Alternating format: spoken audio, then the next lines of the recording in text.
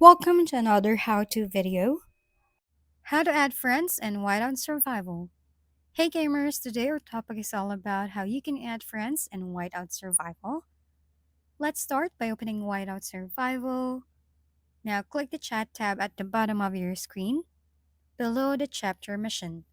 While you are in the chat tab, these are the players worldwide who play Whiteout Survival. Click on the profile you want to add, then click Add Friends. If you know someone who played Whiteout Survival, just click the friend icon on the upper right of your screen, beside the settings icon and close icon. While you are in the Friends tab, click Add Friends, type the name of your friend in Whiteout Survival, and there you go.